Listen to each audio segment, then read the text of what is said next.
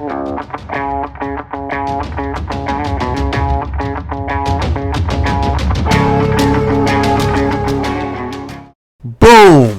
See, I'll add my own boom to it, like Emerald Lagasse with a bam.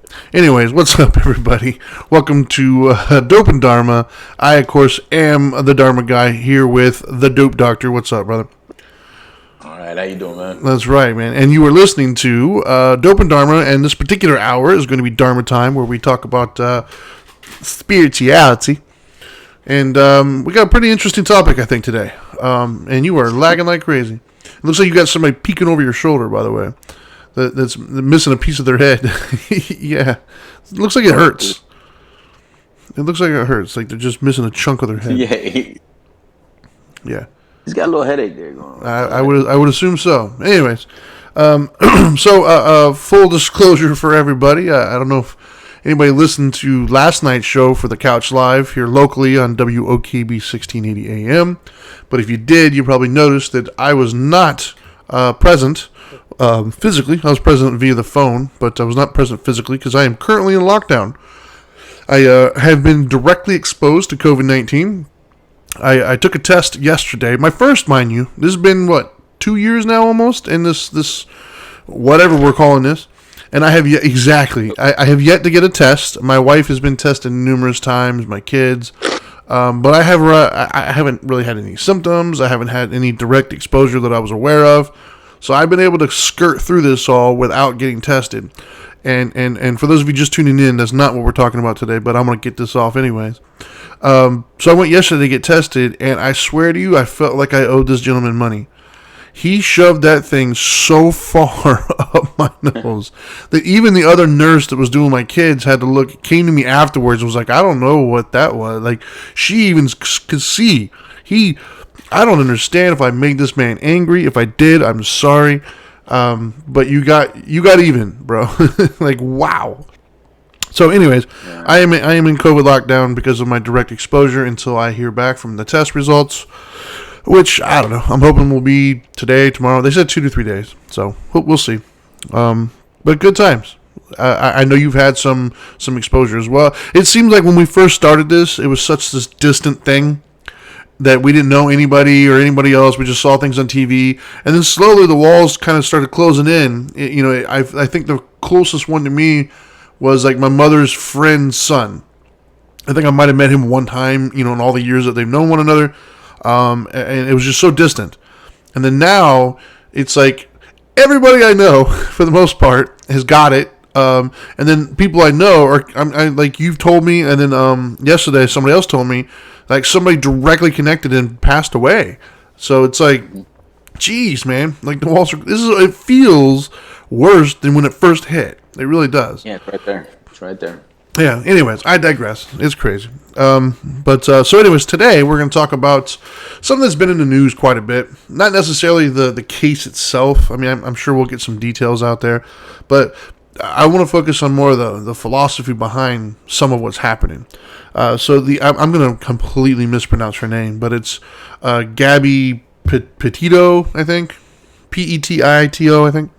So, okay. For those of you who have been living under a rock and have not seen any of the news footage that's been happening, I'm going to give you the best rundown that I can, but by no means am I like the expert on the case. I've seen bits and pieces of it. But essentially, what it appears to me to happen is a young girl, Gabby, and her boyfriend, she decided to quit her job and go and live basically the vagabond lifestyle for a little while, and get in the van and drive across the United States and seeing what this glorious country has to offer.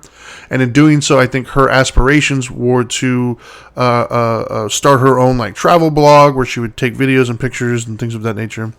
And so they were in the midst of doing this somewhere over in, I think it was Utah, if I remember correctly. They went to like a national park, and it appears as if someone saw them having an argument or fighting. It may or may not have gotten physical. They called the police. Somewhere in Utah, the police found them, pulled them over. They have body cam footage of them talking to both her and her boyfriend.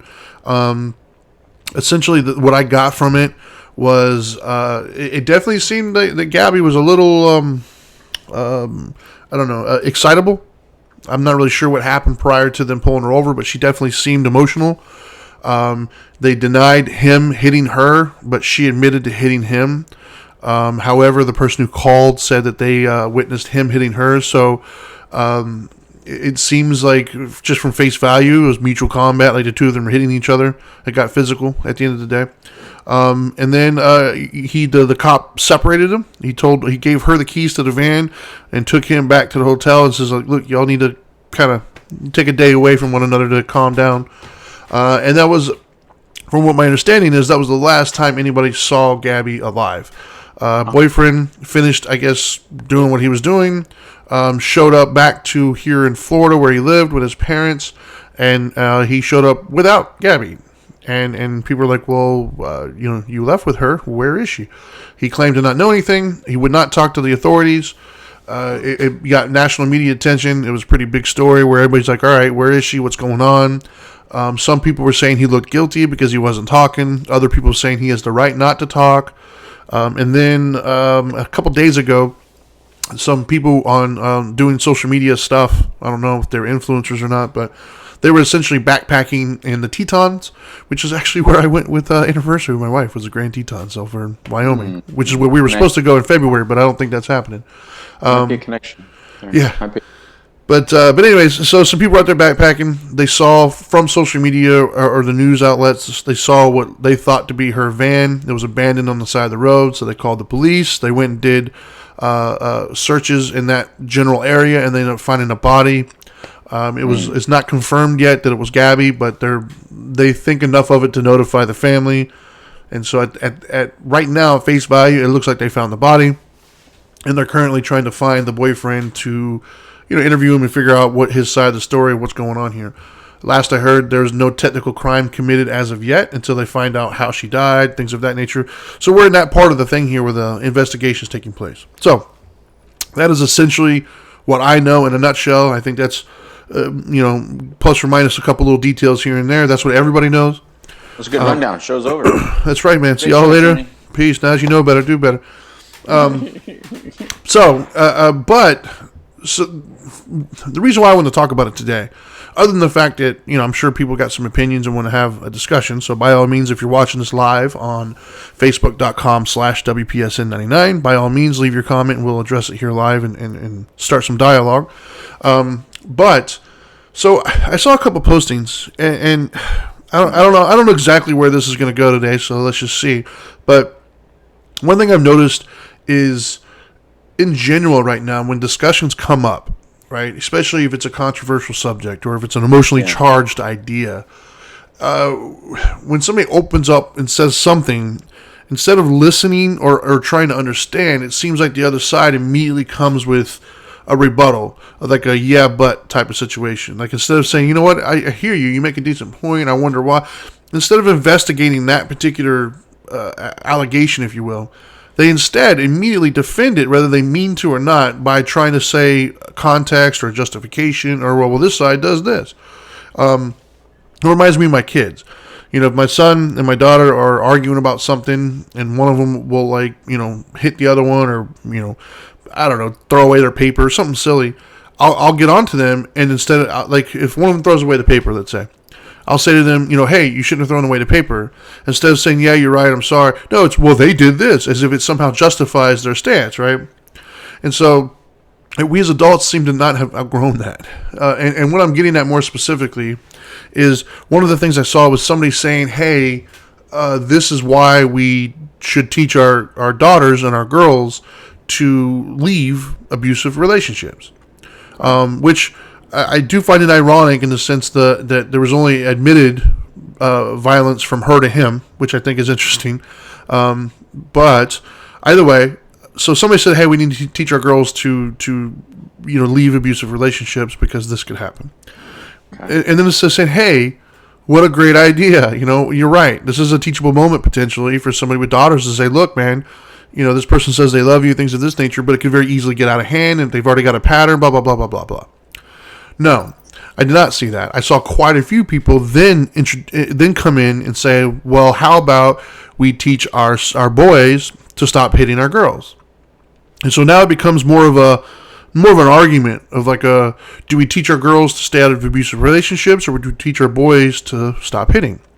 And I know this is going to be this crazy out of the box thinking, but what if they're both right?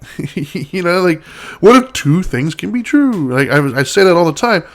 I don't know why we do that. I don't know why we have this myopic approach to things. I don't understand. Like, whatever our stance is, it inherently has to be the only stance for some reason. And so, from a philosophical standpoint or a spiritual standpoint, I kind of want to dig into some of that today, and how it relates to this case. And if we go off the tables, then we will. But overall, like, what are your immediate thoughts when I say that to you? Communication Aikido.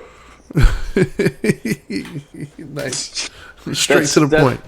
That's the first thing that comes to my mind. The first thing that comes to my mind is that's the way we communicate these days, right? It's like, whatever you say, I have to think the exact opposite.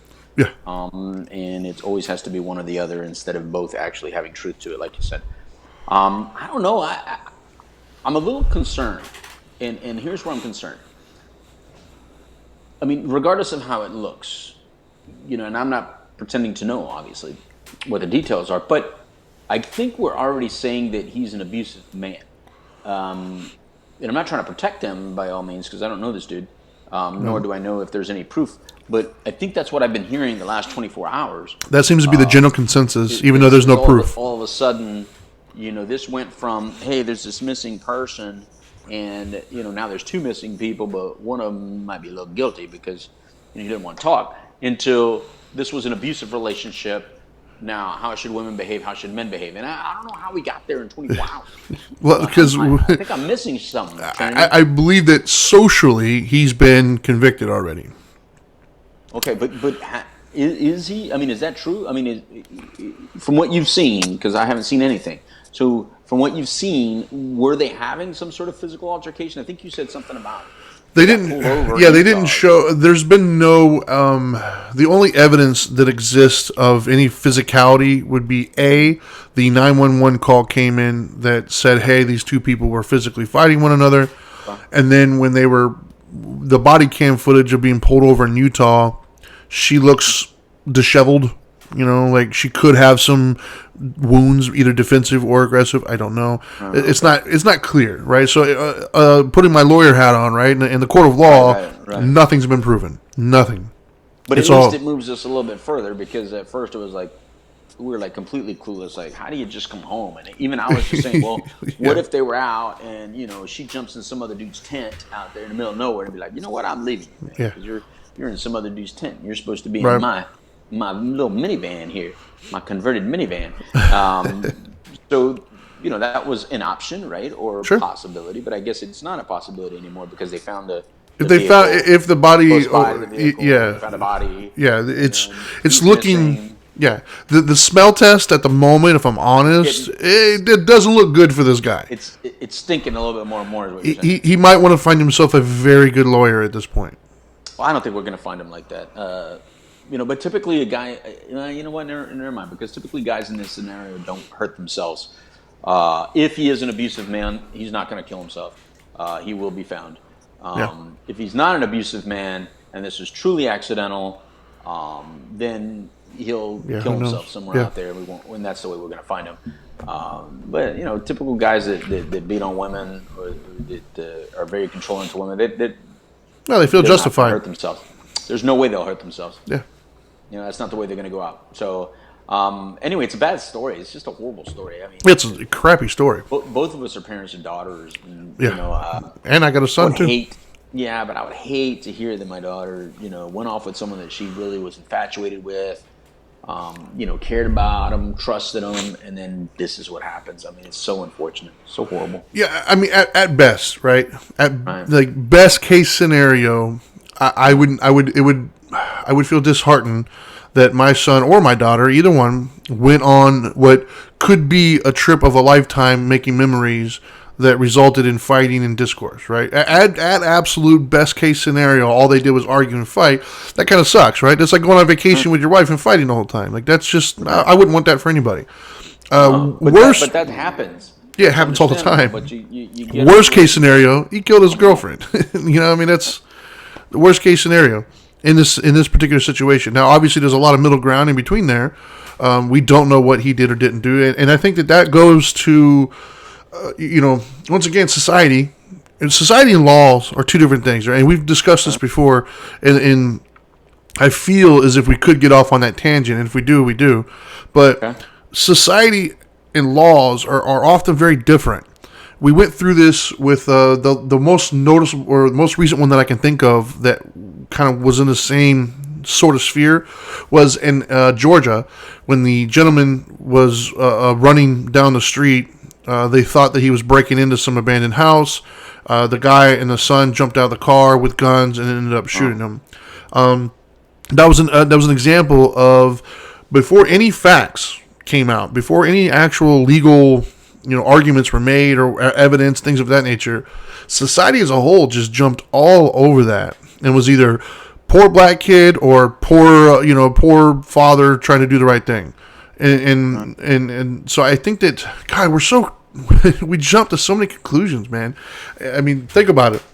How many major? I can think of at least 6 or 7 major cases in my lifetime. Like you got the OJ case, you got the Menendez brothers, you have the one that we just had here, Casey Anthony. There's so many of them that we just we're judge, jury, and conviction are all in one, without even hearing facts.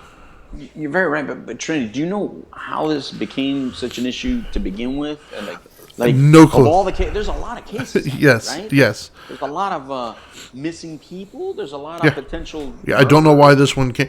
I've seen that too. Actually, apparently in a similar time frame, there was a girl up in I want to say it was New York. I'm not really sure.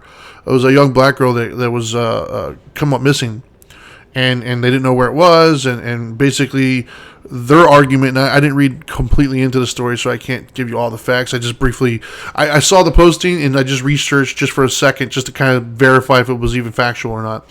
But apparently, they didn't get the media coverage anywhere near what this got, and then they ended up finding the block away from where the boyfriend was at. Somebody called about the car to say, hey, this car's been here for a while. And it needs to be towed away. The guy went to go tow it, had a flat tire. He opened up the trunk, and there's the girl dead in the trunk, which was like a block away. So the argument that they're making is because she was an African-American girl, it didn't get the coverage that it should have gotten. And through lackadaisical police work, they didn't find the girl who was literally a mile from the house. And then they're arguing that the reason why this one got all the notoriety is because she was a young, pretty white girl. I don't know if that's the case or not. That feels very cynical to me. I don't know if that's what it is. There's a lot of young, pretty white girls. Right? I agree, and they don't all get media coverage. So, but that's what I didn't get. To be honest with you, that's what I didn't get. I didn't understand how this got to such a case. Not that it's not turning into a perfect made-for-TV kind of case. Oh yeah, it's coming. But how did they know that? I don't know why this one blew up the way it did. It's weird. The only thing I can think of is from a media perspective, it's a sexy story, right?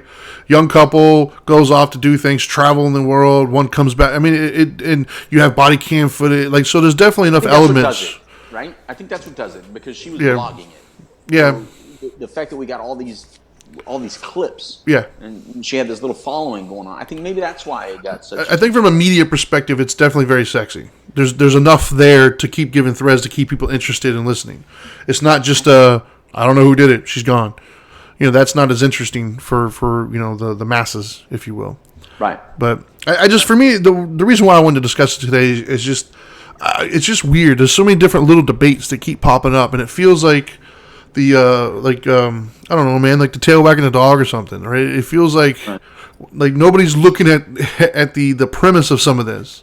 It's just, why are we okay with completely judging this poor kid, acting like he's some murderer and an abusive boyfriend when we don't know any of that? It's all speculation at best. The only thing that we know for a fact is she, I think, openly admitted to hitting him. That's the only thing we know for a fact. But somehow it's turned into he's abusive, he's a murderer. We're all blaming him. And then people who are talking about that, who have no relation, who are actually making a good point of saying, hey, maybe women should leave an abusive relationship. And then, oh, well, no. It's just like, how did it devolve, man? It's just crazy to me. Well, I know that I've told, my oldest daughter's fiance and my youngest daughter's boyfriend that if anything ever happens while you're out with my daughters, your job is to come back very messed up. I don't care what happens out there, but you cannot come like without scars. You Right. better come like you better come so bruised up. Be like, I tried, Louis. I tried. You know, what I mean, you better be like messed up if Yeah. something happens to my kid. Sure. So I think that's probably the public's issue with this is that here the guy comes back, right? Right. He comes back. He apparently is not hurt, and we have a missing person. So there begins the story, and then now it just the plot gets, thickened. But Trinity, if you're innocent, right? If you're innocent, and Angel's beating you up on vacation, so you leave her behind. You say, you know what, Angel, I'm leaving you here in Wisconsin. That's what's going to happen. I'm going to leave you out here, and you come back, and then all of a sudden everybody starts saying, oh, are you a murderer?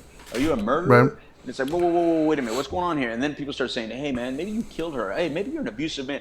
So you go, you know what? I don't like what's happening here, so I'm just going to book it because I am the kind of person who likes living on the road anyway, away from society. So I'm just going to go back away from society.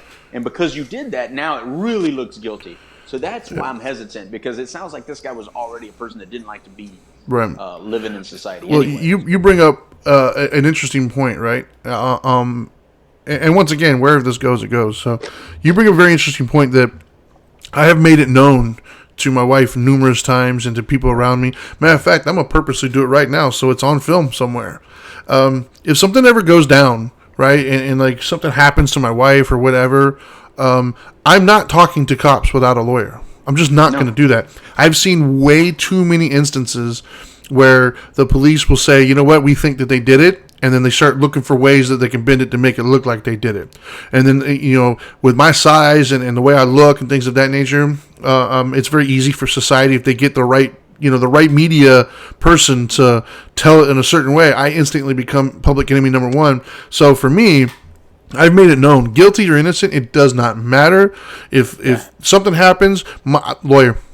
Yeah. And I ain't saying shit. We're just trying to help you find a lawyer, because I gotta be honest, I'd probably be in Juarez, bro. I'll probably be in Mexico. I'm saying it right now. So if I'm missing, by the way, and something happened to Dana, you probably want to come to Juarez. That's probably where I'm at.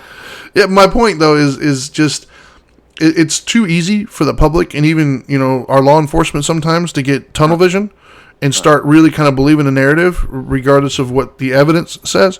And so for me, just to be safe, no, man, I'm not answering anything. So I didn't immediately hate the fact that this kid didn't talk to anybody. Like a lot of people are saying, well, guilty people. No, man, people who are terrified of being called guilty don't want to incriminate themselves, right? I've seen way too many things where people get like tricked into, admissions of guilt and things of that nature and tripped up. They'll keep you in there for 8-9 hours. No, bro, I'm not even getting in that. Like, here's my lawyer. We're going to discuss, and I'm going to make sure I have a representation to make sure that I don't get screwed here. And so I don't necessarily personally have a problem with him not speaking to the authorities and things of that nature. Does it look kind of sketchy? Not talking. No. What looks sketchy is when you show up without your girlfriend and you don't know what happened. That's sketchy to me. Like, if I go on vacation with my wife and then I come back without her, I expect people around me to be like, bro, where's your wife? Like, what happened? That's, I mean, I know where my wife is. No. Especially with, as well as I do, man. I'm married. I could pretty much tell you what her day looks like anyways, for the most part. So the idea that I could go together on a vacation and not know where she's, BS, man. Come on. That's bullshit. But, so I don't know. I just, I don't know. I don't know where we're going to take this today, man. Whichever one strikes us the most. I want to hear from the people that are watching this. Quite a few people watching. Can anybody just throw something out in regards to what you're thinking? Yeah. Because I don't. How's this impacting you? I see that Leo sent me a text. I can't look at my text while. Well, Leo said, "Hey guys, what's up, Leo? What's up, Leo? What's up, Matt? What's up, PT? Hey, we got Pinklin Thomas. Oh, right on.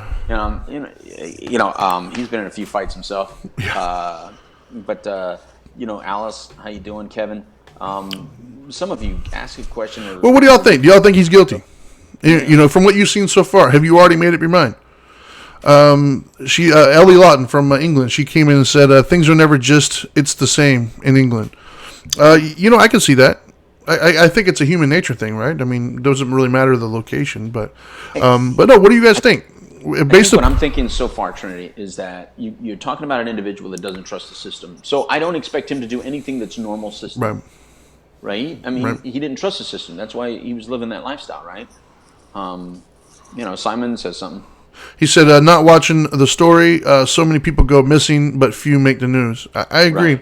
Right. There's another COVID. You can't blame it on COVID. Well, there's another dynamic to this as well, which I think is from a spiritual standpoint might make a little bit more discussion, I guess. And that is, I hear this a lot, actually, when it comes to these types of scenarios. And it's been something that's always worried me a little bit when I was younger, even now into my adulthood, is they didn't respond the normal way. Right. I don't like that, right? When like they think of like, I've heard so many situations when somebody watches the interview and maybe the person didn't cry or the person didn't, show enough outward emotion or whatever it may be. It didn't respond the way they think that they should have, and somehow that instantly makes them guilty, as if there is a normal baseline. I don't like that at all, man, because everybody handles things completely different, man. And we all know that and we all say that, but yet when it comes to these types of situations, we tend to judge them very harshly if they don't show the remorse that we think that they should in the ways that we think that they should. You know what's weird is, speaking of ways that they should, where in your head are you thinking that you're going to be able to come back and people aren't going to ask you, where is she? Yeah. I mean, I don't even, of course they're going to ask that. Yeah, that's a no-brainer to me. He had, 3,000 miles to think about it? It would seem like, you know what I mean? You had 3,000 miles to come up with an alibi, a reason, an excuse to find another place to go. Yeah, I don't get that. Town? Let's say for the sake of the conversation, let's do both ways, right? If you did do it, let's say. Okay. Really? Like, you didn't, you had 3,000 miles to come up with a story or anything. You guys were out hiking. Like, you could have said she got bit by she slipped, she fell. Anything. Instead, you just drive 3,000 miles with I don't know. Like, that's the best you got, man. That's the best he had. And if you didn't do it. Back for some supplies. Yeah. And if you didn't do it, how the hell did you think you were going to drive 3,000 miles and come back home without her and nobody's going to wonder what happened? Like, did you think that everybody's just going to be like, oh, hey, how was your vacation? Oh, it's good. Where's she at? Oh, no. Okay, well, lunch tomorrow? No, dude. And this is why, when my wife and I watch Quentin Tarantino movies, right? Right. She really doesn't like him that much. And I always tell her, no, here's what I love about Quentin Tarantino. Being such a young criminal that I was when I was a young man, Quentin understands us. He understands how bumbling idiots we really are while we're committing crime or while you're doing something illegal, and how you just start arguing amongst each other, and that's why things go wrong and bad often. Sure. When you're doing, some wrong things. This is an example of that. This is it's easy to sit back and go, man, why aren't all murders like it is on Dexter? That complex, that unique, that's not the way they are. They're really a bunch of shit moments, that wasn't supposed to happen, and then now you don't really know. Now think about it, your mind is gone now you don't know what to do or what to do correct. There's really nothing you can do right because you're wrong, and and if you're in the wrong, unless you're a true psychopath, you don't even know how to make it look right. And so that's why, there's so much that's going to be revealed on this that we don't know yet, but at this point, we think they found the woman. I'm assuming if they found the woman, we're all thinking it had to be a murder, right? It couldn't have been the rattlesnake bite, like you said. I think that's what we're waiting on is confirmation of cause of death. That's what would be phenomenal. I think it would be fantastic that if they find the woman, right, and go, wait a minute, she died of poisoning, and just this dude didn't know what to do. I hope it's that simple, and everything else is just coincidence. That would be interesting to see if anybody would even believe that, because I think we're in a state right now where I think we're in a state right now that even if concrete evidence that she just whatever and he freaked out, didn't know what to do, that society from now on will label him as the murderer who got away with it. Only if she's been vaccinated, because if they say that she's been unvaccinated, then nobody's going to care about her. They're going to say she got what she deserves. Now we find out she died of COVID. That's what it was, and he just left her out there. That's a very big possibility, Trinity. Don't joke about Yeah, that. It's a very big exactly. possibility. While you're But sitting there in your COVID bubble yeah, my, over my there, protocol I'm in at the moment. your protocol. Yeah, but I don't know, man. Like I said, it just the thing that it bothered me, man. It bothered me when I saw the postings where people talking about it, where they were arguing about should we teach our daughters to leave abusive relationships or should we tell our sons not to hit? So let's talk about that because that's probably the more important part of that about the case because in reality people do die, people Yeah. get killed and people die. So Yep. those stories happen everywhere. So instead of focusing on that part, let's talk about the stuff that actually can be prevented, and that's when let's say there is abuse in a relationship. Remember, Trinity, one time there was a day where you and I were doing the show. And a female showed up to our show to be on the show, and she had a black Oh eye, yeah, right? Remember? yeah. And so we asked about it and found out that she had went to work that way and nobody asked her Yeah. about the black eye. Yep. And it was like, wait a minute. How is it that you can go to work and nobody asked you about a black eye? Like Yeah. everybody just ignored that it even happened. Yeah. And so what did we do, Trinity? We called them. her. Yeah, Yeah. we called them live on the air and asked them, how could you not ask? And the dude felt horrible. Yeah. He says, well, I just felt like it was none of my business. No, it's plenty of your business. Yeah. No, I agree. I think that that's part of it, right? Like, number one, I think we do need to encourage our females, our little girls, our wives, whatever, our sisters. We need to encourage them that they're being hit is not okay. Like that needs to stop immediately. And there is help out there. There's people out there, and I think part of the way we do that is you see something, say something. If you're at work and somebody that has a spouse or girlfriend or boyfriend, whatever it may be, they show up with an obvious violence is taking place. Ask, man. Just be like, hey, what happened? Let them lie to you. Basically, Yeah. make them lie to you. Make them tell you I ran into a door or whatever. Like, okay, but at least you asked. At least they know that there's at least one other human being out there that cares enough to ask. And you might not, even if they lie to you then, they might come to you next time. You never know. They might feel some sort of kinship towards you and say, hey, this person actually cares. Let me reach out. Because we've actually been a part of that, believe it or not. I think multiple times, but the one that pops in my mind, I was in, gosh, I think it was in middle school. Not really sure. I think it was middle school. We lived like 2 doors down, 3 doors down from this kid and his mom, right? And she was in an abusive relationship. I didn't know. I mean, I was a kid. I don't think I even knew what to look for. Like, I wasn't really too much aware of it. But apparently, somehow, some way, my mother and her connected. My mom found out, and we talked to her, and we actually ended up helping her move all of her stuff out while he was at work one day. He was at work one day. We went, helped her move all of her stuff, get it all packed, and sent her on her way. So when he came home, found out she was just completely gone. So there are people out there that do help. But we can't. It's still one of those things I think that isn't talked about, right? Like I think that if you're the victim of it, there's a certain level of shame and embarrassment that comes with it, so you don't talk about it. He convinces you oftentimes, or she, that it's your fault, you somehow deserved it, and you buy into it.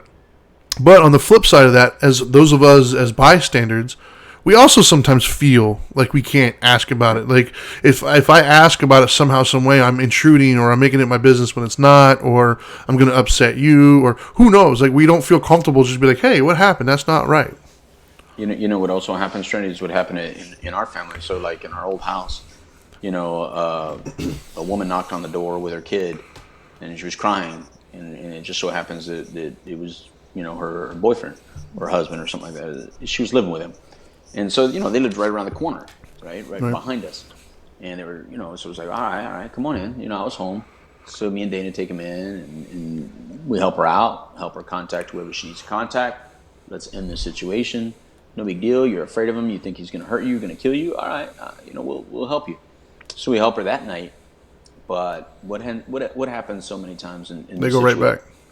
Yeah, and I think that's where people get. Yep. That's where people get concerned because they know. Many times, this person is going to go right back, and now I'm involved. Yep. So now it could be a problem for me. Yep. Which, just so you know, I don't think I wasn't thinking about it. This dude at any time can start thinking, hey, yo, man, you're that dude that you thought you were going to what? Save my wife? You thought I was abusive or what? Yep. You know, he's a highly aggressive dude from Miami, living behind me, and you know, he wanted everybody to know he was a tough guy. But at that moment, that's not what I was thinking. At that moment, I'm thinking, nah, bro, you're not allowed to do this. This is not acceptable Sure. behavior, right?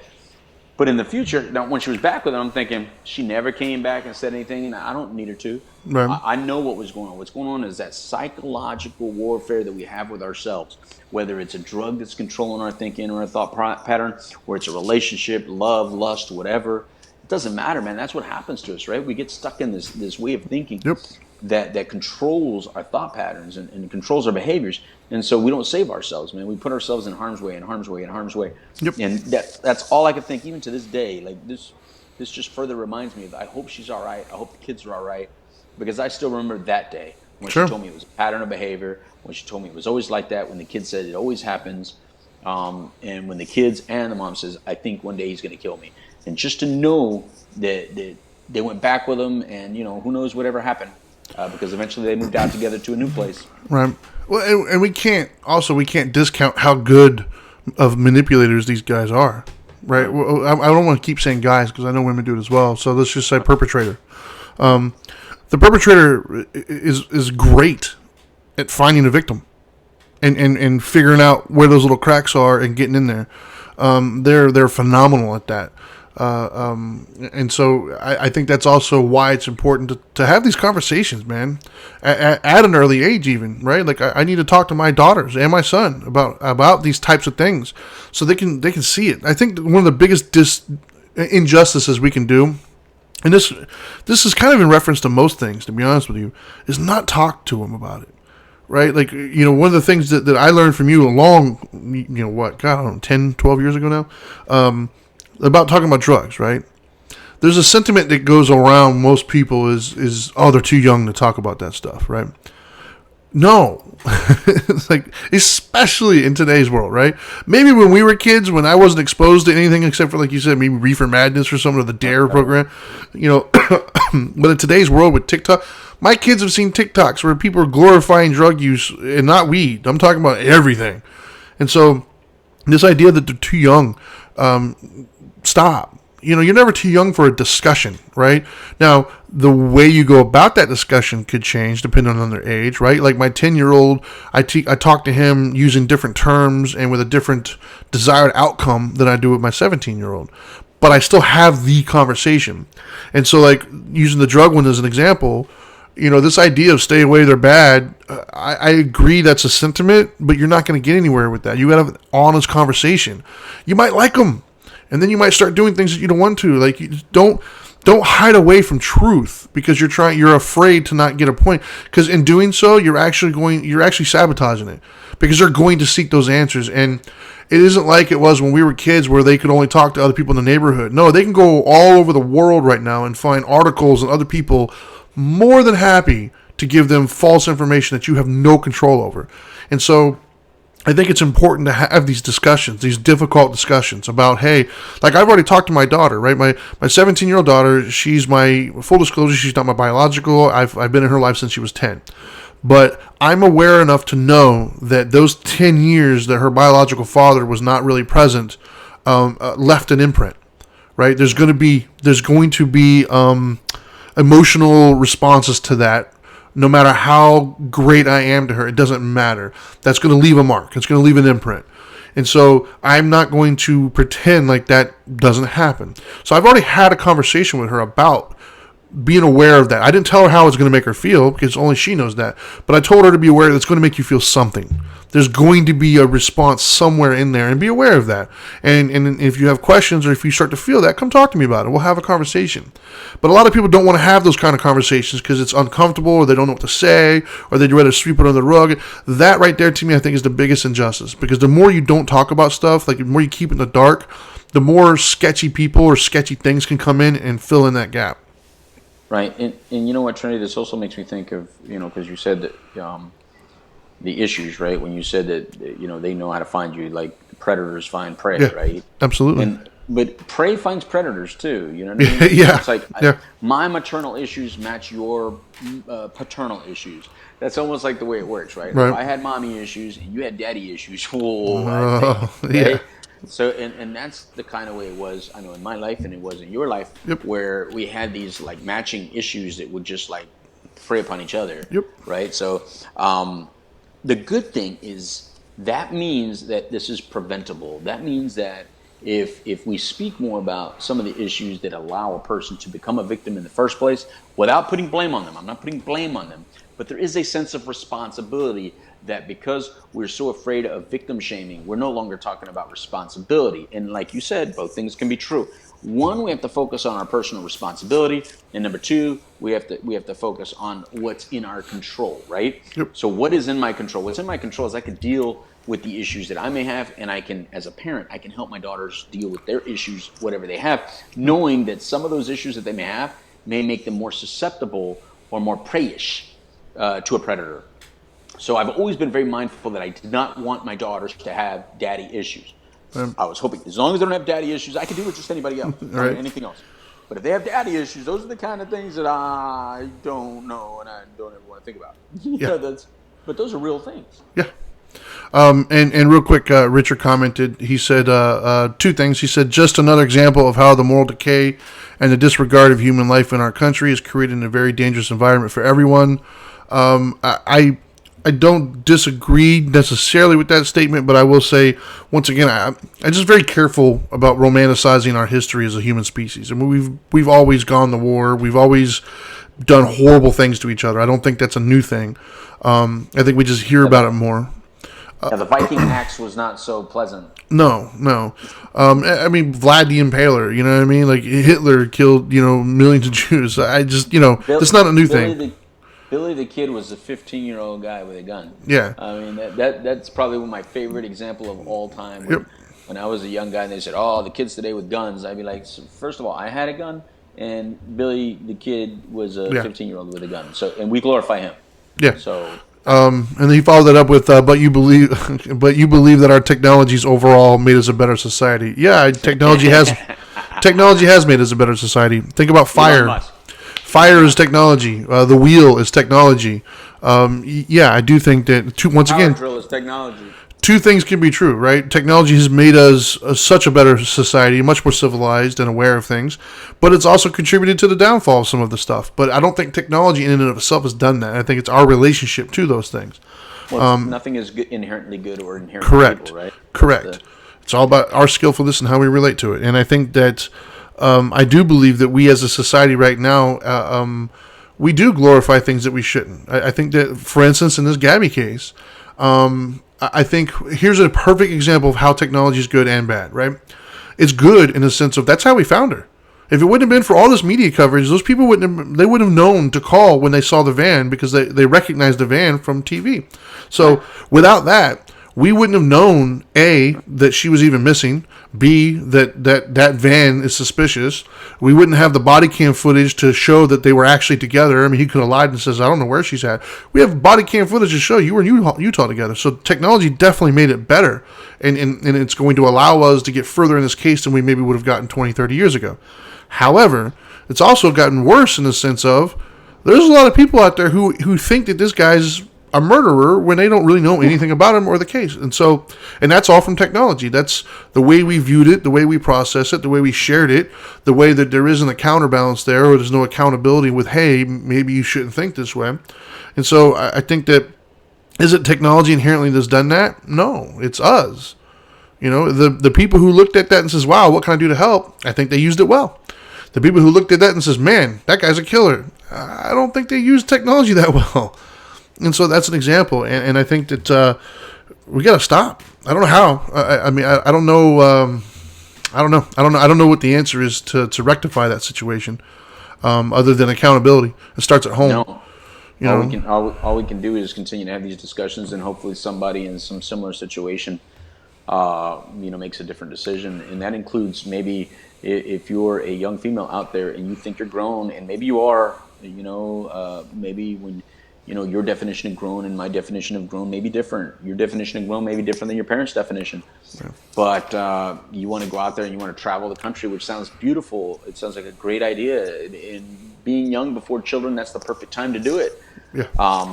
But maybe just need to look into it a little bit further in regards to who you're going to go with, what you're going to be doing, the character of the person you're doing it with, and then maybe stay in touch a little bit differently with certain people, so that if anything does happen to you, or if you do, unfortunately get missing, get lost or whatever, people know where to look for you and find you. And it's little things like that that we can do differently now, that I'm sure from this case, we're not going to know it, but from this case, just like with every case that gets publicized, somebody makes better decisions because of it. So that is my belief in this world and belief in people, right? That's my faith. My faith is that with every story, regardless of how horrific and how bad it may be, it may not do something, Trinity, in your life or my life, but I can assure you that someone out there is able to grasp some little bit of knowledge from the incident, and probably avoid some potentially hazardous. I'd agree with that. And then Richard, I think Richard just accidentally stumbled across the show for next week. He said Mark Zuckerberg has been called to testify on Capitol Hill because Instagram suppressed a study that showed it lowered the average age and raised the number of female suicides every year. And they followed that up with due to cyberbullying. You know what, Richard? You've brought this up numerous times. You're very passionate about it, as are we, I think. I think we do a show next week. I think you heard it here first. I think we'll do a show next week, assuming we're on Tuesday, talking about technology, social media, things of that nature. Like, has it helped us or hurt us? I think that's a good conversation to have. And I'll put a poll up this week, and we'll discuss it next week. Because I think that's a discussion worth having, especially from a spiritual perspective as well. But back to today's topic or whatever. I agree with you. I think that the Gabby story is definitely going to help somebody for sure. I can't imagine that maybe it's my faith with you as well. I have faith in humanity, I guess, that somehow, some way, somebody's going to see this and they'll think twice, or they'll offer their friend a hand or something. I don't know. Something positive hopefully will come out of all this. I hate to think that the only thing that's going to come out is 2 lives are ruined, because the girl's life is obviously ruined because she's no longer around, and his life is ruined. Whether he did it and now a decision made in haste is going to ruin the rest of his life, or he didn't do it and he's forever going to be labeled. Either way, both of their lives are ruined, and it's sad. And so I like to think that we're better than that. Well, regardless of what happens to the story, here's one thing we also know, that because they've already said that, that he possibly did it, or he's a person of interest, and because we've already heard stories of possible domestic violence issues, some people will never see another story again or ever hear about this story again, but that's what they'll remember, and forever he will be a guy that committed domestic violence. And, because there's people right now that, regardless of the things of the outcomes of investigations have been, they stay true to what their first impression of the case. There's so many people that never, regardless of how the story evolves, they don't believe it. They only believe their first impression because, damn it, there's no way I could have been wrong. I believed him or I didn't believe him. That's what I thought, and dang, everything after that is false. I will say, I think that you and I both can agree that thankfully there was no social media and cameras when we were younger. Because the opinions, they're much easier to sway if they don't have video evidence of some of the things I used to do when I was younger. So, well, yeah, because look, somebody put out a thing one day, and it says, "What is the weirdest thing that you woke up with, like after a night of partying?" Right? And I said, I was driving. Me and my friend were driving from Vegas. Now, mind you, I was probably about 17. Yeah, probably about 17 at the time. We were driving from Vegas to El Paso, Texas. And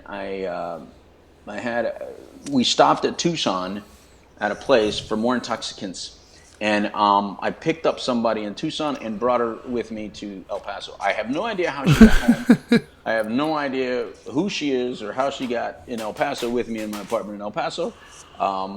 She could have been easily, like, if it was social media, one of these people that are like, she's missing. Where is she? Wow. All I know is I left Vegas intoxicated. I stopped in Tucson intoxicated. I got more intoxicated. I ended up in El Paso intoxicated.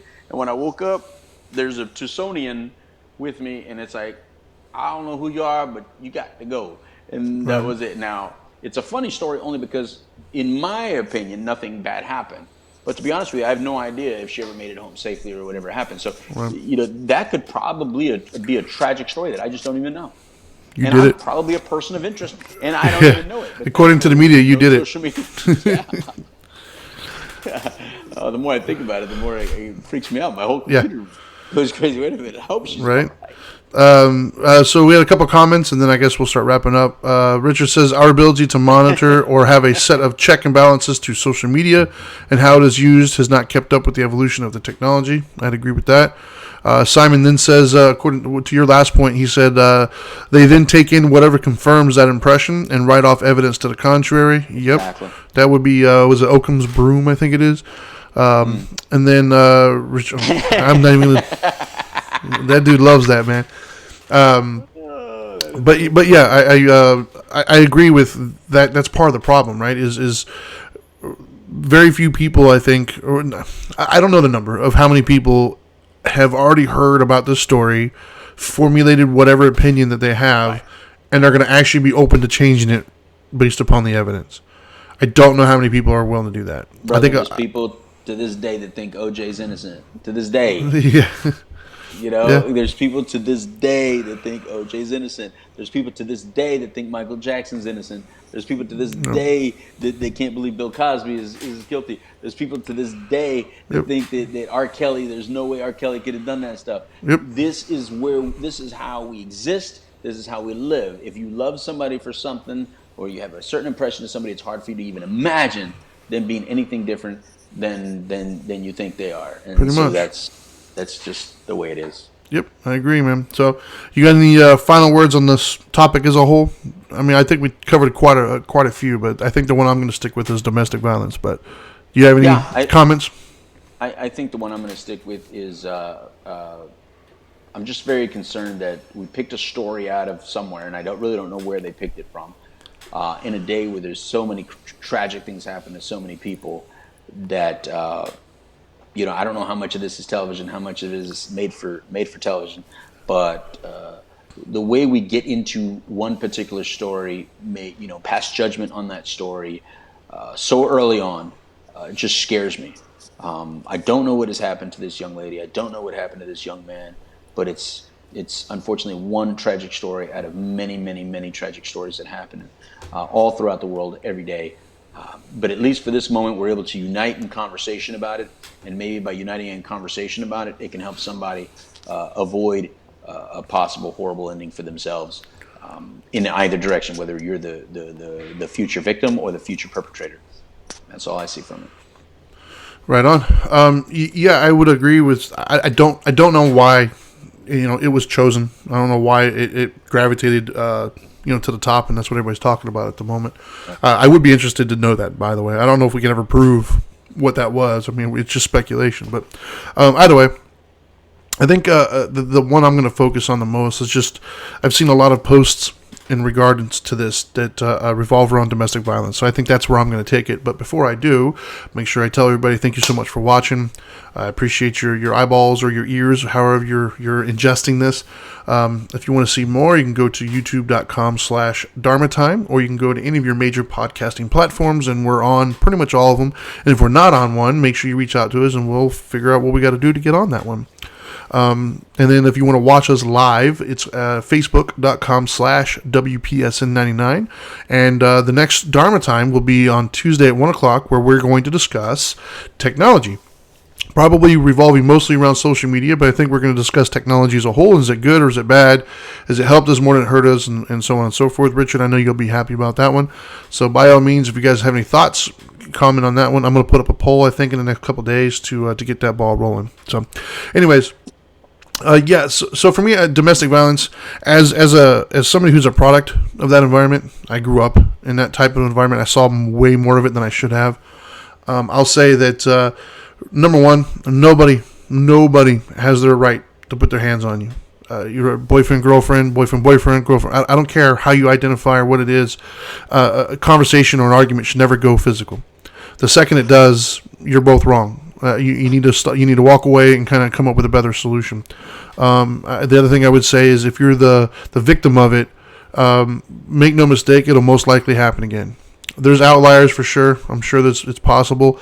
But statistically speaking, it's going to happen again. And it's most likely going to happen worse.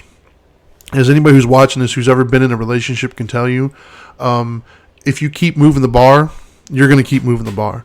So in other words, if you say or do something that you deem okay, the next time you start to fight and argue, you've already said that that's okay, so you're going to push it to the next boundary.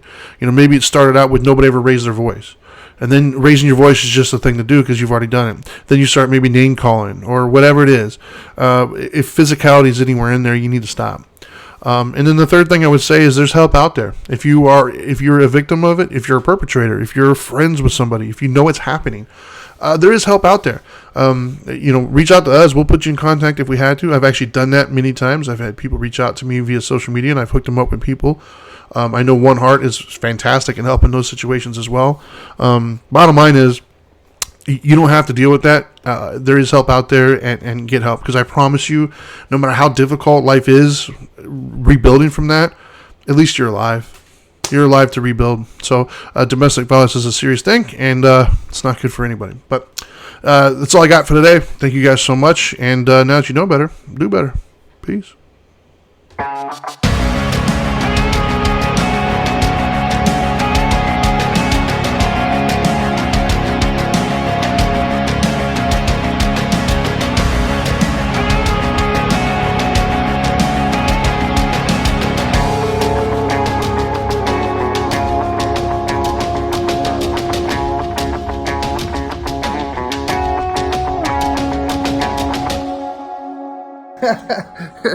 Are you still here? What are you doing? I told you, go do better.